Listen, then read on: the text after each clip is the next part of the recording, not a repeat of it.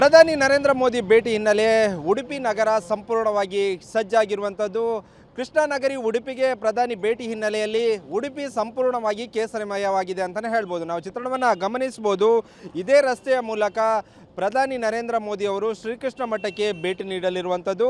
ಇದೇ ಬನ್ನಂಜೆಯಿಂದ ಕಲ್ಸಂಕವರೆಗೆ ರೋಡ್ ಶೋವನ್ನು ಮಾಡಲಿದ್ದಾರೆ ಎಂಬ ಮಾಹಿತಿ ಕೂಡ ಲಭ್ಯವಾಗಿರುವಂಥದ್ದು. 20 ನಿಮಿಷಗಳ ರೋಡ್ ಶೋನಲ್ಲಿ ಎರಡೂ ಇಕ್ಕೆಲೆಗಳಲ್ಲಿ ಸಾರ್ವಜನಿಕರು ಸೇರುವ ಹಿನ್ನೆಲೆಯಲ್ಲಿ ಬ್ಯಾರಿಗೇಟ್ಗಳನ್ನು ಅಳವಡಿಕೆ ಮಾಡಲಾಗಿರುವಂಥದ್ದು ಮತ್ತು ಮಧ್ಯಭಾಗದಲ್ಲಿ ಬಂಟಿಂಗ್ಸ್ ಮತ್ತು ಕೇಸರಿ ಪತಾಕೆಗಳನ್ನು ಕೂಡ ಹಾಕುವಂಥ ಕೆಲಸವನ್ನು ಕೂಡ ಮಾಡಿರುವಂಥದ್ದು ನಾವು ಚಿತ್ರಣವನ್ನು ಗಮನಿಸಬಹುದು. ಸಖತ್ ಖಾರ ಬಣ್ಣ ಮತ್ತು ರುಚಿ ಆಚಿ ಚಿಲ್ಲಿ ಪೌಡರ್.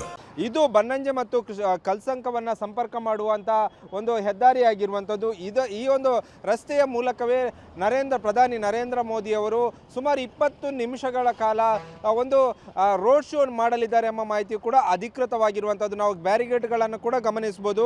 2 ಲೇಯರ್ಗಳಲ್ಲಿ ಬ್ಯಾರಿಗೇಟ್ಗಳನ್ನು ಅಳವಡಿಕೆ ಮಾಡಿರುವಂಥದ್ದು.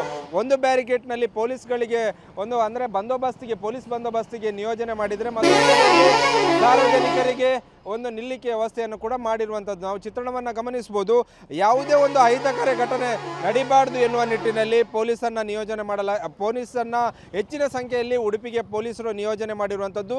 ಸುಮಾರು 3,000 ಪೊಲೀಸ್ ಅಧಿಕಾರಿಗಳನ್ನು ಉಡುಪಿ ನಗರದ ಸುತ್ತಮುತ್ತ ನಿಯೋಜನೆ ಮಾಡಿರುವಂಥದ್ದು ನಾವು ಚಿತ್ರಣವನ್ನು ಗಮನಿಸ್ಬೋದು.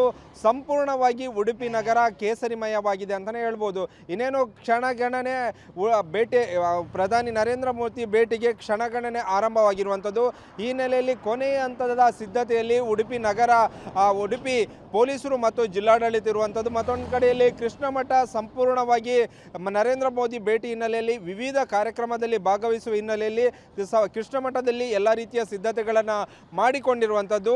ಒಟ್ಟಾರೆಯಾಗಿ ಪ್ರಧಾನಿ ನರೇಂದ್ರ ಮೋದಿ ಅವರು ಪ್ರಧಾನಿ ಆದ ಬಳಿಕ ಮೊದಲ ಬಾರಿ ಶ್ರೀಕೃಷ್ಣ ಮಠಕ್ಕೆ ಭೇಟಿ ನೀಡುತ್ತಿರುವ ಹಿನ್ನೆಲೆಯಲ್ಲಿ ಉಡುಪಿ ನಗರ ಸಂಪೂರ್ಣವಾಗಿ ಸಜ್ಜಾಗಿರುವಂಥದ್ದು. ರಸ್ತೆ ಇಕ್ಕೆಲೆಗಳಲ್ಲಿ ಸಾರ್ವಜನಿಕರಿಗೆ ನಿಲ್ಲಿಕೆ ಬ್ಯಾರಿಗೇಟ್ಗಳನ್ನು ಅಳವಡಿಕೆ ಮಾಡಿರುವಂಥದ್ದು.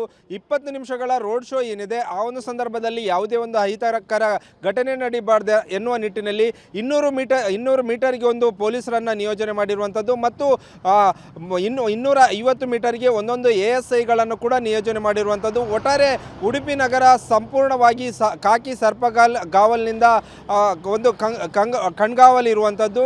ಉಡುಪಿ ನಗರ ಸಂಪೂರ್ಣವಾಗಿ ಸಜ್ಜಾಗಿದೆ ಅಂತಲೇ ಹೇಳ್ಬೋದು. ಕ್ಯಾಮ್ರಾಮನ್ ರಾಮ್ ಜೊತೆ ಪ್ರಜ್ವಲ್ ಅಮೀನ್, TV9 ಉಡುಪಿ.